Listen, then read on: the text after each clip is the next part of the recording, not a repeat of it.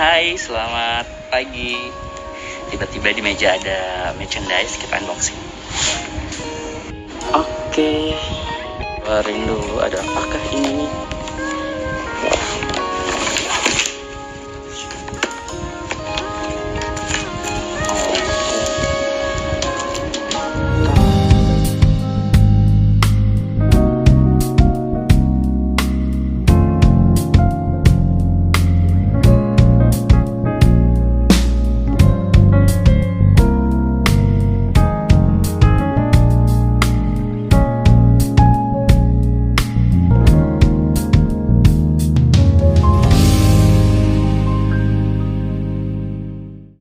Ini setelah 2 tahun vakum untuk ngobrol bareng. Hai, selamat datang di Ngobrol Bareng. Sebenarnya Ngobrol Bareng ini adalah program utama, program unggulan di channel ini. Tapi yaitu karena mengutamakan kesempurnaan. Ini harus sempurna, ini harus baik dan sebagainya. Sampai akhirnya 2 tahun nggak tayang. Jadi pesan buat kalian sebelum kita mulai adalah jangan nunggu sempurna. Ya udah, lakuin aja. Just gitu. do it. Hari ini sebenarnya kita akan ngobrolin seputar change agent atau millennial change agent, karena kamu hari ini luar biasa banget, alumni change agent. Jadi silakan kenalan dulu dong. Oke, perkenalan biasa kan? Iya, perkenalan Jadi biasa. aja. Nggak usah pakai visi misi. Nggak usah lah. I don't have any vision. Oke. Ya, perkenalkan nama saya Ferdinand Purnomo dari PT Wijaya Bangunan Gedung TBK, dan sekarang di Biro Satuan Pengawasan Intern, dan salah satu mantan dari, bukan mantan ya, sampai sekarang sih katanya masih bisa disebut sebagai change agent di perusahaan, karena kita terus berkontribusi untuk tongkat estafet berikutnya. Halo semuanya. Perkenalkan, aku Noviani dari Biro ISHE PT WK Gedung, sama seperti Mas Ferdian dan Mas Said. Jadi kita ini alumni ya. Change Agent Millennial 2021.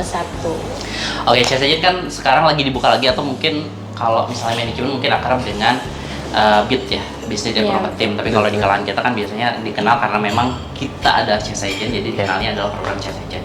Nah, tahun ini ternyata HC mengeluarkan lagi program yang sama, dan orang tuh masih kayak bertanya-tanya gitu, change agent itu apa sih, BIT itu apa sih? Jelasin dong, sebenarnya apa itu change agent?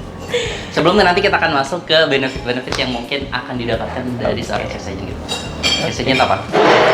Kalau dari program perawat sih dulu memang di tahun 2021 ya, awal mula kenapa tercetus change agent milenial ya, atau CAM ya sebutannya kalau dari Human Capital Wika Group ya, itu mengatakan bahwa change agent ini adalah agen-agen perubahan yang akan kita... Suaranya kurang gede nggak sih? Enggak, cukup. Tolong jangan ke distract. Kayaknya. Enggak, agak nervous aja dikit. Oke. Di depan kamera. Untuk menginternalisasikan culture baru ya, bukan baru. Mungkin dari Kementerian BUMN memang sudah isu di tahun 2020 terkait akhlak ya, yang dimana itu adalah core values. Kemudian tujuan change agent sekarang itu, kita juga salah satunya ada implementasi dari value baru ini yang distrategikan di seluruh BUMN. Jadi menurut pengalaman pribadi sama tim MCA dari Wika Gedung ini, di change agent itu sendiri adalah untuk tim agen perubahan. Pertama tujuannya untuk internalisasi dari akhlak dari values tadi. Yang selanjutnya adalah apa nih yang bisa kita improve untuk sumbangsi kita ke perusahaan untuk kedepannya gitu. Oke, jadi ada 2 tujuan utama dari BIT atau change agent ini dibentuk atau diadakan gitu ya? Iya, jadi intinya sih change agent kan berarti kan kita tuh jadi agen perubahan ya. Nah, dimana kedepannya itu kan kita harus ready to VUCA ya. Itu salah satu yang kita angkat di Wika Gedung itu sendiri. Dan perkembangan bisnis ini kan semakin kesini semakin cepat, dan juga semakin banyak berubah. Jadi itu juga perlu penyesuaian terhadap bisnis kita, dan salah satunya dilihat juga dari core value akhlak tadi. Betul. Oke. Sebenarnya agak formal ya, boleh nggak kayak ngobrol biasa gitu? Ya, mungkin Oke, ada dua hal. Pertama terkait internalisasi value akhlak. Terus yang kedua terkait ada hal apa aja sih yang mungkin bisa dijadikan solusi dari permasalahan yang ada dari semua anak perusahaan gitu ya? Iya, betul. Tapi sebenarnya dari kalau misalnya ngelihat dari dua hal itu, sebenarnya fokus utamanya tuh nggak mungkin dua dong. Selama satu perjalanan 1 tahun di Change Agent, sebenarnya tujuan utamanya itu yang mana sih? Kalau lihat dari surat tugasnya sih sebenarnya lebih ke internalisasi budaya ya. Internalisasi budaya. Iya. Dari tugas lead-nya. Tugas. Iya ya. Ada. Gak baca berarti. Jadi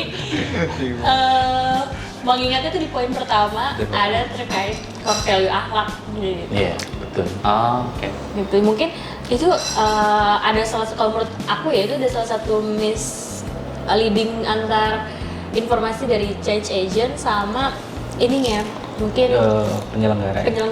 Jadi di awal itu kan kalau kita tuh kan bukan diajarin ya. Kita tuh diikutkan training terkait project management. Betul. Jadi terkait problem solving kan, gimana tahapan-tahapannya. Jadi dari teman-teman change agent itu menangkap melihat kira-kira masalahnya apa sih yang diangkat. Waktu itu belum lihat nih ST-nya nih apa. Pas lihat ST-nya ternyata oh bener, ternyata kita tuh akhlak sih, lebih ke core value akhlak.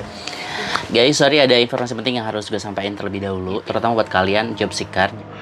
Kita tahu bahwa ini kan 2 tahun ini perusahaan udah banyak banget yang menutup rekrutmen, jadi berkurang banget tuh informasi terkait lowongan pekerjaan di internet. Tapi jangan khawatir karena gue baru tahu ternyata ada namanya Kita Lulus. Jadi ini adalah portal portal lowongan pekerjaan. Kalian bisa cari informasi di sana dan ini aman karena semua list pekerjaan yang terpublish di sana itu udah terverifikasi dan terverifikasi juga oleh Kominfo. Jadi aman banget.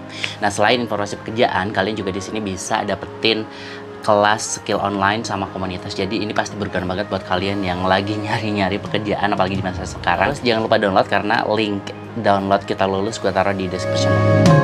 Oke, bagian kedua ini mungkin yang akan jadi dasar orang untuk ikut Change Agent. Sebenarnya benefit apa sih yang kalian dapatkan gitu? Kalian ya, saya nggak terlalu suka nanti yang Change Agent dapatkan nih selama masa program ini, atau apa yang katakanlah karena ini program, harusnya kan pemberi program itu memberikan kayak oke, ketika kalian masuk ke sini kalian akan mendapatkan benefit apa. Nah, sejauh ini 1 tahun terakhir menjadi Change Agent, benefit apa yang kalian dapatkan dan mungkin akan menjadi motivasi untuk teman-teman yang lain yang nonton untuk bergabung di program ini? Oke, mungkin waktu itu kita dapat info terkait edaran terkait adanya rekrutmen untuk Change Agent milenial, di mana di situ ada salah satu benefitnya itu kita bisa talk to direksi ya, BOD sharing direksi, kita bisa langsung ngobrol gitu ke top management, di mana itu salah satu benefit yang mungkin nggak semua bisa dapat ya dalam arti. Oke, dan itu didapatkan? Didapatkan. Iya, jadi rutin ya. Jadi kan dalam 1 tahun itu selama masa kepengurusan gue ya, masa program, masa jabatan. Iya, kita punya jabatan, masa jabatan, oke setuju. Masa jabatan Change Agent ini selama 2021, jadi tuh ada timelinenya untuk sharing direksi, dimulai dari waktu itu kita dapat dirut nggak? Iya, dapat ya. Waktu itu nggak Pak Dirut dia cuma opening aja. Dalam arti perjalanannya memang seluruh BOD yang masuk ya, dia sih mungkin dari. Cuman semuanya ada jadwalnya sih, dari Dirut sampai dengan kemarin terakhir di GSHE. Itu. Oke, pertama itu kita bisa istilahnya kenal lebih dekat lah, selangkah lebih. Iya, bisa ngobrol ya. Di atas ngobrol lah, menyapa lah, say hi gitu.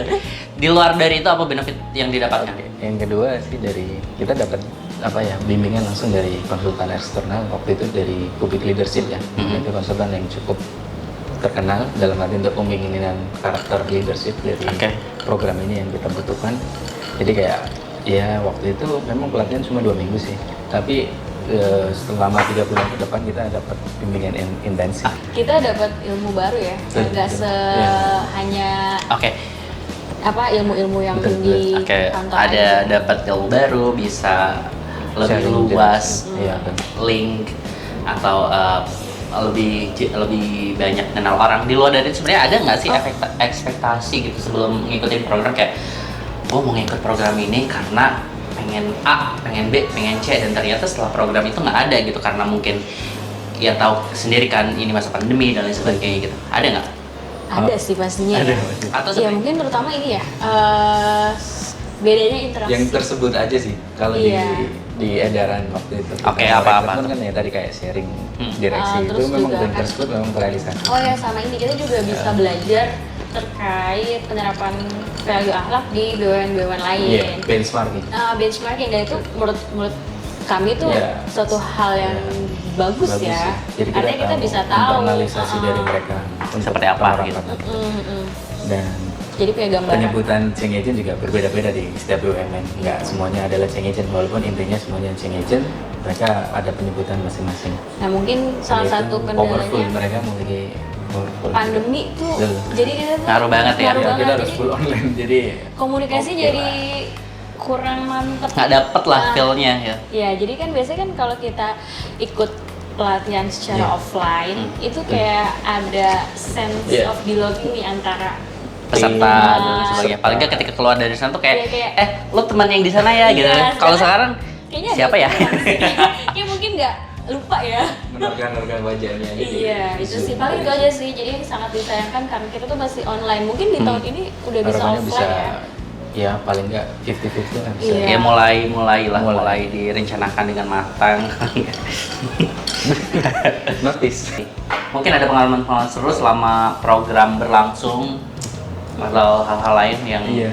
teman-teman harus ketahui gitu terkait program ini. Mungkin yang paling utama ya, mungkin karena ini baru kita tahu atau mungkin di tahun 2020 atau 2019 sebelumnya memang sudah ada, cuman nggak tersebut change agent milenial ya. Itu yang perlu kita ketahui. Pertama, sosialisasi yang cukup masif itu penting ya.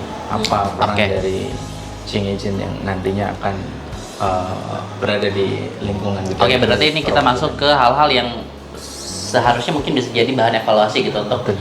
si punya program. Yang pertama itu sosialisasi terkait program dan sebagainya yang mungkin bisa lebih masif lagi, bisa Betul. lebih tersosialisasi, paling enggak orang-orang di perusahaannya tahu gitu. Ya mungkin nggak harus tahu terkait programnya apa dan sebagainya, paling kan BIT atau MCA itu udah mulai terdengar gitu Iya. paling kayak. Oke. Selain itu apa? Ya, kedua, apa madam? Kalau dulu mungkin ini ya, kalau dari aku sih rasa perlu banget support dari atasan langsung Iya. terkait, karena kan MCA ini kan juga ada schedule yang harus Iya. ada target yang Iya, sudah harus kita buat diselesaikan. ini kan, Iya. dijadwalkan ini. Jadi ya Kadang perlu iya. support sih. Jadi kan Kan jadwal timelinenya beriringan Iya. sama Oke. tugas utama. Jadi Kadang bentrok gitu ya. Jadi ketika bentrok. bentrok sebenarnya secara prioritas mana yang harus diprioritaskan gitu. nah itu dia. iya betul. Di luar itu mungkin bisa jadi evaluasi untuk entah itu HC kita atau HC sebelah. Kalau terkait Iya. biaya sih kemarin kita alhamdulillah Kalau disupport dapat. ya. Sebenarnya memang di awal memang Ah. disebutin bahwa proyek kita akan disupport Mm-mm. full biaya karena mungkin anggarannya nggak tersebut di anggaran tahunan atau di Biro Human Capital masing-masing anak perusahaan atau di Wika Group sendiri khususnya mungkin di Wika HC Wika Pusat ya ada, cuman kalau kita merujuk ke itu paling nggak kita ada RAB lah kalau kita sebut ya untuk merealisasikan proyek, dan itu harapannya bisa terserap 100%, proyek berjalan dan hasilnya langsung kita bisa nikmati ya, khususnya memang perwakilan dari change agent dari masing-masing anak perusahaan yang mewakili untuk internalisasi budaya sama apa sih program yang bisa kita angkat untuk kemajuan di perusahaan tersebut. Oke. Sama sebenarnya kalau misalnya ngelihat dari 1 tahun terakhir kita ada di sana, satu hal yang mungkin selain sosialisasi gitu ya, PR utama dari si punya program adalah pematangan program nggak sih? Iya, Kayak betul. bener-bener program itu sebenarnya udah matang atau hanya uji coba gitu, karena kita ngelihat bahwa selama masa ya 1 tahun itu bener-bener kayak nggak dipikirkan terlalu frontal ya, maksudnya intinya ya gitu. Mulai dari sosialisasi di awal, harusnya kan ketika program ada, karena ini program punyanya dia, ya gimana caranya supaya menarik orang gitu. gimana cara survei orang ya salah satunya ngasih benefit. Oh, benefitnya ketika kalian masuk ke sini tuh akan A, B dan sebagainya. Nah, ketika ada yang masuk secara hal-hal yang akan dikerjakan selama 1 tahun jabatan, itu benar-benar di awal tuh harus diinfokan kayak kalian di 3 bulan pertama akan ini, 3 bulan berikutnya akan ini, 3 bulan berikutnya akan ini, termasuk target kayak target kalian ini, target kalian ini. Dan yang kemarin kalau misalkan kalian dari 3 bulan pertama atau setengah tahun pertama itu benar-benar nggak terinfokan dengan jelas gitu. Jadi kesannya kayak ya udah standby ya di sini, fokus aja di sini. Nanti kita akan infokan kalau misalnya waktunya udah ada. Sementara kita kan kita tahu gitu, kita bukan pengangguran, artinya kita juga punya pekerjaan lain. Harusnya ketika kita tahu ada pekerjaan yang lain yang mungkin prioritasnya lebih tinggi dan ini adalah sebagai pekerjaan baru, katakanlah begitu, ini benar-benar udah harus diinfokan jelas target kegiatan dan sebagainya supaya kita bisa mencocokkan dengan kegiatan utama kita gitu. Yang tadi artinya tuh karena jalannya tuh beriringan, jadi agak sulit. Apalagi kalau misalkan salah satu dari change agent ada yang lagi di proyek, itu sangat mempengaruhi. Mungkin itu kan kendala kita yang salah satu hal yang belum kita ini ya. Mungkin apa resiko yang belum kita pikirkan. Ini dari aja juga harus memikirkan apakah tim change agent milenial ini khusus sebagai pusat aja yang di satu tempat atau teman-teman proyek juga bisa, tapi ya kendalanya tadi harus dipikirkan juga karena di proyek itu kan ini ya berbeda waktunya, jarak, atau kalau misalnya regionalnya nggak di Jabodetabek juga ya itu agak sulit apalagi gitu. Dan mungkin juga ini di awal mungkin statement terkait masalah yang diangkat tadi ya. Betul. Harus ada penegasan sih. Setuju. Jadi awalnya mungkin di awal teman-teman change agent ini nyari nih kira-kira masalah apa ya yang ada dan supaya bisa kita improve, kita punya tindak lanjut dari masalah tersebut. Ternyata pas sudah kita pikirkan sampai arah sana, tahu-tahu harus internalisasi budaya. Itu benar-benar yang belum kita clearkan sampai dengan 3 bulan pertama ya. Iya. Dan itu aku baru tahu juga sih sebenarnya di surat tugas itu ada terkait internalisasi ya. Di SD itu ada. Enggak, aku kira karena awalnya kan coba kita lihat ya. Karena kan yang aku tangkap malah ini tuh semacam ya udah gimana caranya kalian bisa menghasilkan sesuatu yang berdampak gitu khususnya untuk perusahaan-perusahaan di mana kalian bekerja gitu. Terus setelah masuk ternyata harus ada internalisasi akhlak dan sebagainya. Jadi kepecah tuh teman-teman kita. Sejujurnya kalau kita ngelihat dari beberapa anak perusahaan lain juga ngerasa sama gitu, kayak sebenarnya ini fokusnya ke internalisasi value atau cari masalah yang harus diselesaikan dan punya dampak gitu untuk perusahaannya.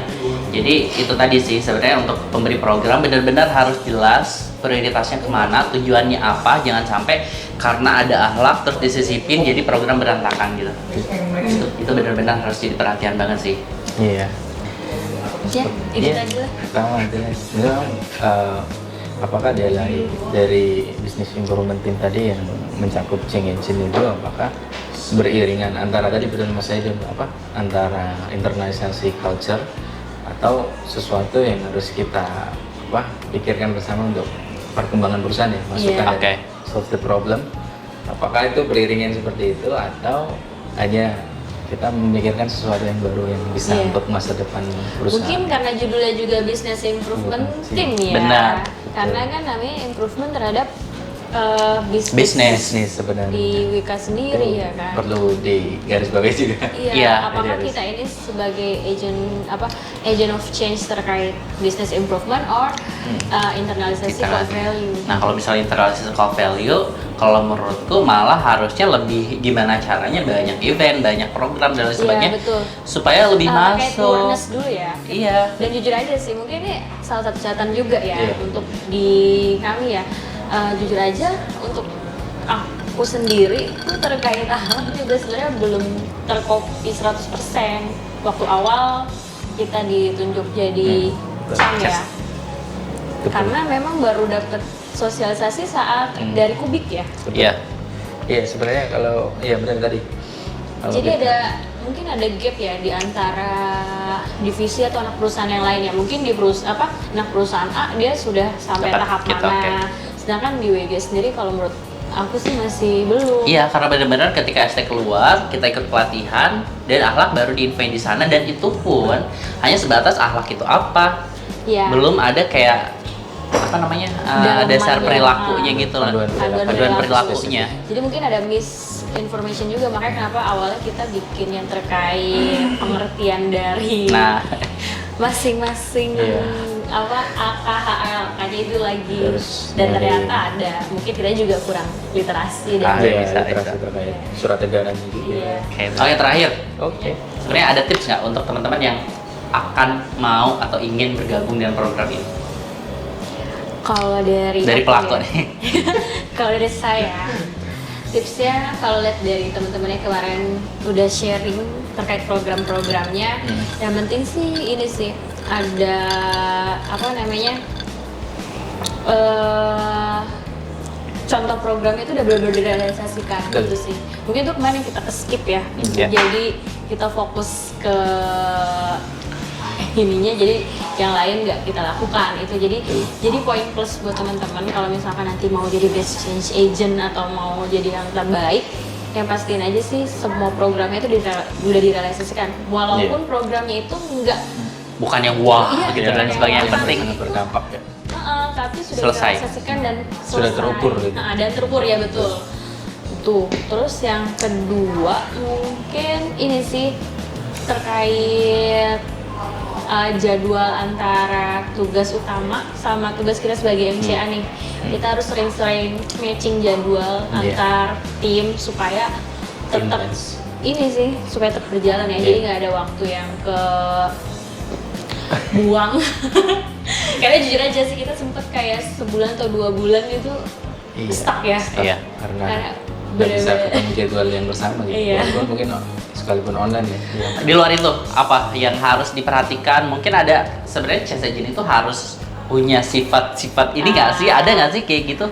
Apalagi dengan ngangkat millennials, harus millennials banget. Gitu, itu pun juga sempet jadi ini ya masukannya, maksudnya gitu lah. Ini aja sih diskusi ya. Misalkan jadi ada beberapa orang misalnya gini, ini kan sekarang zamannya milenial ya, mostly pegawai kita itu hampir lebih dari 60% tuh milenial, dan nanti yang akan selama 5 atau sampai 10 tahun ke depan yang akan menjadikan mengisi posisi-posisi strategis gitu kan. Sempat ada bahasan kayak untuk saat ini kita tuh mau kerjanya seperti milenial atau milenial yang harus ngikutin generasi sebelumnya. Gitu. Ini menarik sih, dan mungkin kita harus bahas terpisah terkait gap generation dan lain sebagainya gitu di tempat kerja, dan itu pengaruh banget juga. Tapi di luar itu, untuk change agent ada lagi yang mau disampaikan atau ada untuk apa sih sejauh ini change agent itu gimana? Oke. Change agent harus terkenal, kayak Mas Ferdi nih. Semua orang banyak dan kenal. fun fact nggak sih ini? Dari 3 orang ini yang benar-benar berniat 100%, kita nggak berniat. Berniat 100% untuk masuk di change agent itu Bapak. Jadi kita tuh harus punya. Iya, karena kan dari awal udah gue mau nih, gue benar-benar mau masuk ini, dan ternyata masuk, dan gimana? Sesuai nggak ekspektasinya? Kita kan nggak bisa langsung kayak ekspektasi, karena sejujurnya di awal kita nggak punya ekspektasi kan ke program. Gimana nih? Oke, waktu itu 2020 ya, Oktober tepatnya, ada pengumuman untuk rekrutmen dari. Iya, ngisi. Video juga. Serius?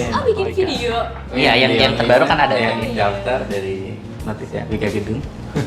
Itu sendiri waktu itu dapat info di awal Januari bahwa ini nih satu timnya yang masuk ke change agent nih, siapa aja, dan kita bertiga kumpul di sini.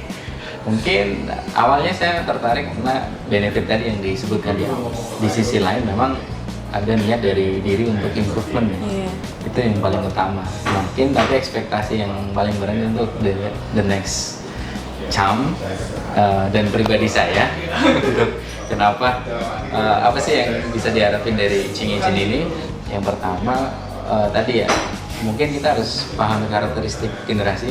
Kita mayoritas di milenial, itu dimana sifat transaksionalnya agak lumayan ya. Tapi di sisi lain pinginnya nih program ini berjalan, kita bisa menentukan gaya atau model cara kita berdiskusi untuk menentukan sesuatu apa yang ini perlu diangkat. Itu pertama. Yang kedua,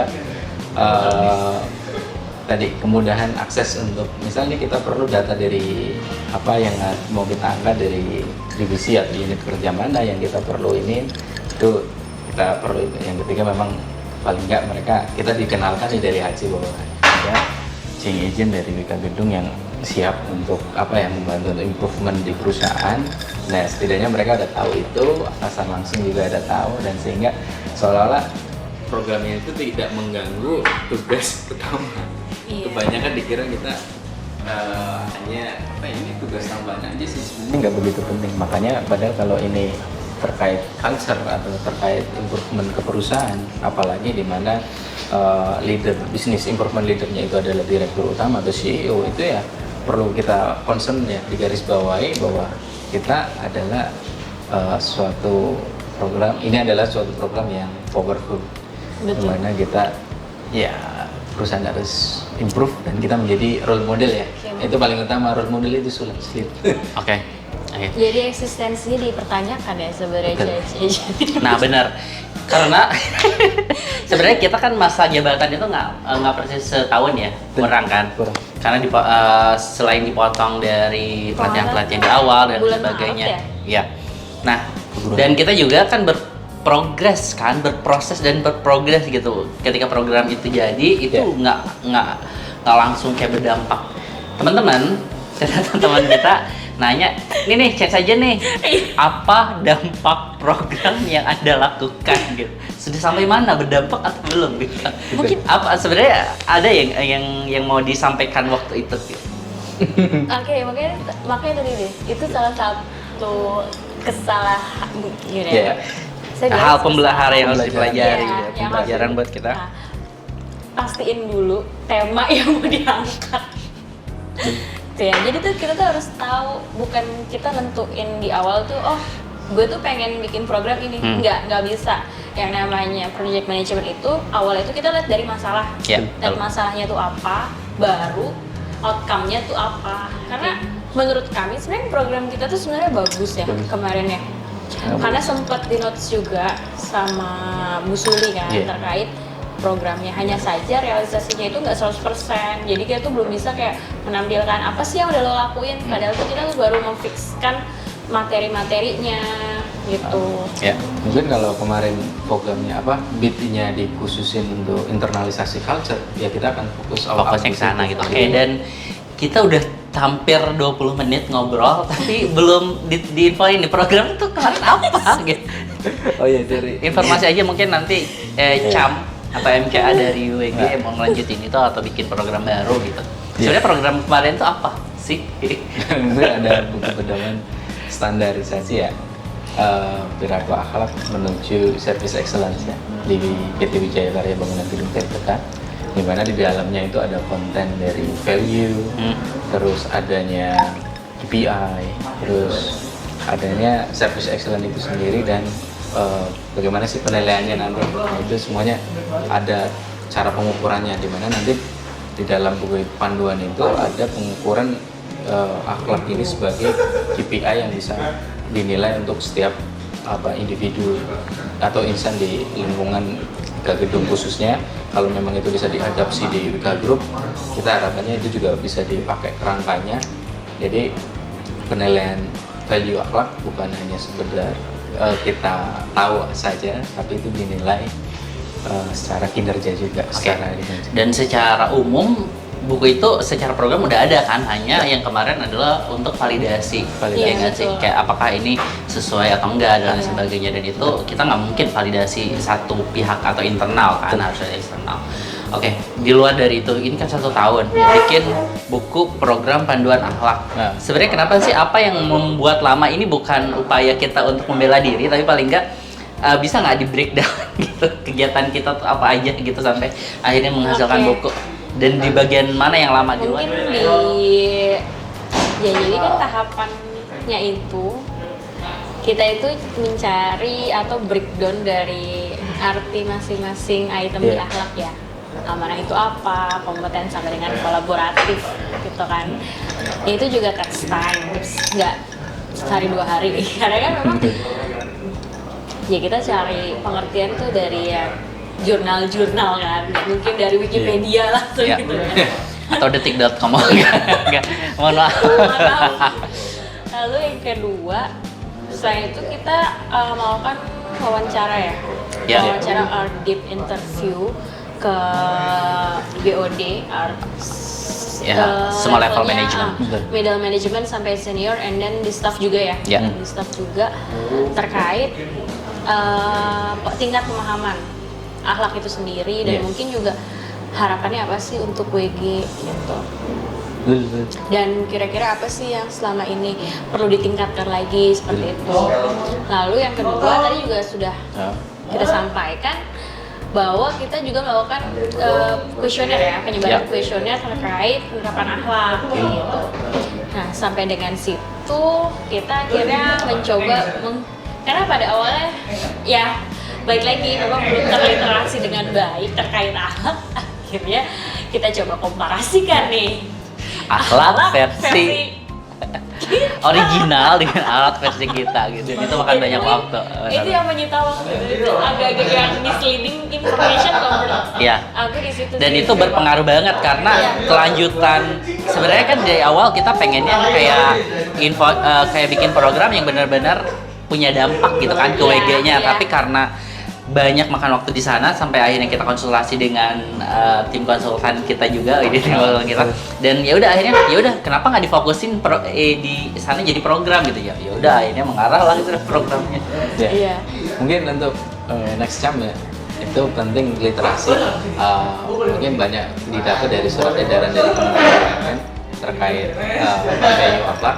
Yang kedua dari bukunya sendiri ya dari Pak Erick Thohir dan Ari Ginanjar itu. Saya bukan promosi ya, itu memang literasinya mengacu dari situ semua. Mas Ferdian punya, boleh dipinjam ke Mas Ferdian. Jadi mungkin itu juga masukan dari Haji juga. Jadi dibedah dulu bukunya atau surat edarannya tadi, terus diberikan pemahaman ke seluruh yang calon change agent khususnya. Habis itu baru ke karyawan, internalisasi culture-nya. Jadi bisa satu frekuensi, kita bisa lebih mudah. Betul. Ya mungkin juga sekaligus ini ya masukan juga buat temen-temen nih, kalau bisa sih kita sosialisasi dulu sih terkait akhlak, karena belum pernah, kalau sih belum pernah dapat ya, nggak tahu Mas Said, Mas Ferdi udah pernah dapat belum? Enggak ada, belum karena udah terkonfirmasi juga kan dari Haji juga belum sampai ke bawah, baru top management aja. Itu sih terkait sosialisasi akhlak supaya teman-teman terkopi kayak gitu sih paling. Memang susah gampang. Oke. Tapi ini buat kalian yang mau join di program ini sebenarnya silakan aja. Maksudnya ada banyak juga benefit atau hal-hal menguntungkan gitu, karena kan kita tahu kita milenial transaksional. Jadi banyak hal yang sebenarnya bisa menguntungkan, disesuaikan aja dengan kondisi dan ya kondisi situasi saat ini gitu.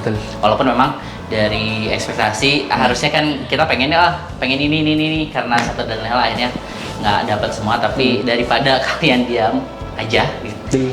Ini cukup bermanfaat untuk kalian ikutin selama 1 tahun ke depan. Dan notice buat Haji juga, mungkin di awal ketika bentuk timnya Cam juga harus di satu frekuensi dulu, satu tim. Kalau belum klik ya, kayak kita nih bikin lagi mohon maaf kita klik apa enggak nih kondisi mana nih? Karena pasti banyak ada kekurangan kelebihan.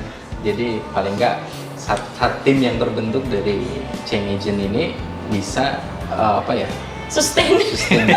Karena untuk bertahan satu tahun bisa saling support dan ya benar dan benar-benar dari kemauan sendiri, ingat sih, itu penting banget. Dan nggak ada yang merasa terbebani ya, itu sih.